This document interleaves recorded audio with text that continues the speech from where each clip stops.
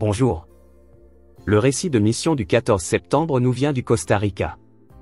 Il a comme titre « Un vrai trésor ». Je m'appelle Jaïkel.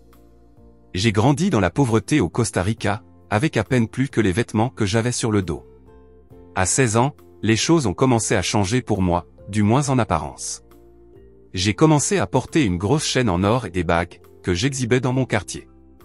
Mais cela n'a pas échappé au gang local.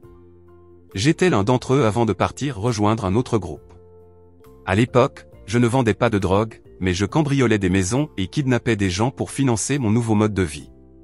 Les bijoux en or dont j'étais si fier provenaient de mes crimes, et ils ont attiré l'attention des mauvaises personnes. Un jour, le chef du gang, connu sous le nom de « The Devil », a commencé à avoir des soupçons. Il ne croyait pas que j'avais eu autant d'argent sans vendre de la drogue et, pire encore, sans sa permission. L'un de ces hommes m'a envoyé un message pour me demander « Ta chaîne est-elle en or véritable ?» Je savais qui il était et ce que la question signifiait, mais j'ai quand même répondu par un mot « oui ». Ce moment allait changer ma vie pour toujours.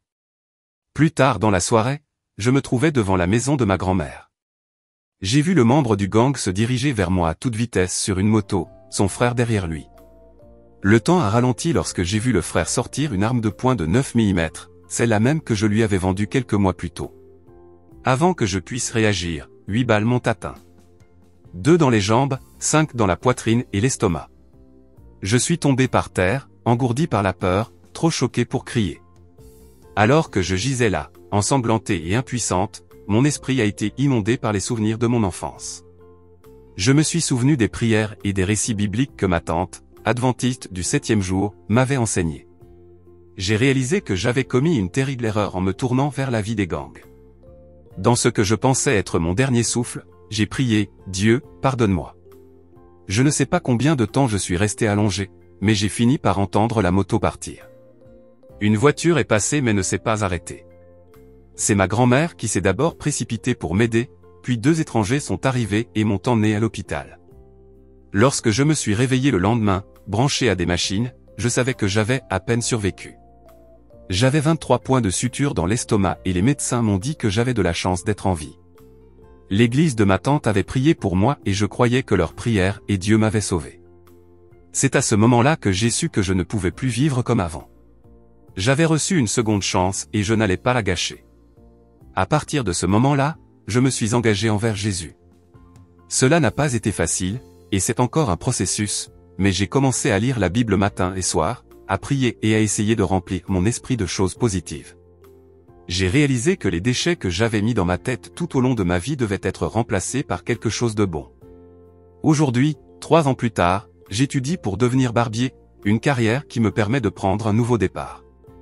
Je partage également mon histoire avec les jeunes, les exhortant à rester à l'écart des gangs et à trouver un but grâce à la foi. Je leur dis que le vrai trésor, ce ne sont pas les chaînes en or ou l'argent, c'est ce que l'on est à l'intérieur de soi et la paix que l'on trouve en Dieu. Je n'ai jamais dénoncé les frères qui m'ont tiré dessus. Je vis toujours dans le même quartier et révéler leur nom ne ferait que mettre ma famille en danger. Mais je leur ai pardonné. Les bijoux en or que j'ai perdus ce jour-là n'ont plus d'importance pour moi. Ce que j'ai gagné, ma foi, ma nouvelle vie et mon sens de l'objectif, est bien plus important. Je sais qu'avec l'aide de Dieu, je peux aller loin, et je veux inspirer les autres à croire qu'ils le peuvent aussi.